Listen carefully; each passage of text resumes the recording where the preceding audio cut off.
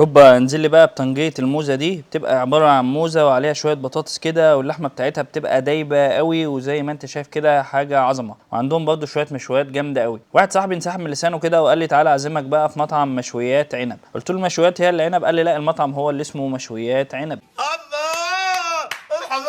عندهم كام فرع بقى في المحلة، والفرع اللي احنا بنجربه ده موجود في شارع البحر قدام مكة والقللي اللي هي جنب القصر على طول. القعدة عندهم جامدة قوي، واللوجو بتاعهم عاجبني جدا. اول حاجه بقى نزلت لنا عندهم هي الشوربه، وكان طعم الضاني باين فيها قوي، وكانت دسمه كده، ولسان العصفور كان طعمه جامد قوي. وبعدين نزلت لنا السلطات، ونزل معاهم بقى طبق محشي مشكل كده، كان في حته تانية خالص، كان متغطي كده ببصل مكرمل، وكان عباره عن محشي ورق عنب وفلفل وبتنجان وكوسه. اول حاجه بقى ابتدينا بيها هي محشي ورق عنب، وكان طعمه مزز كده، وكان الرز اللي فيه مستوي كويس. وانا من الناس اللي شايف ان المحشي البيتي بيبقى افضل من اي مطعم، بس محشي الكوسه والبتنجان كانوا اقرب للبيتي قوي. اما بقى محشي الفلفل فكان الرز اللي جواه مش مستوي كويس، بس كان طعم الفلفل كويس قوي. نخش بقى على وجبه ميكس اللحوم دي، وبتبقى عباره كده عن ريشه وثلاث صوابع كفته وثلاث قطع لحمه، ومعاهم بطاطس ورز بسمتي. الرز بتاعهم كان طعمه كويس، والكفته بتاعتهم كانت غنيه كده وعماله تنزل دهون، وكان طعم الشوي باين فيها قوي، والتتبيله بتاعتهم كانت جامده قوي.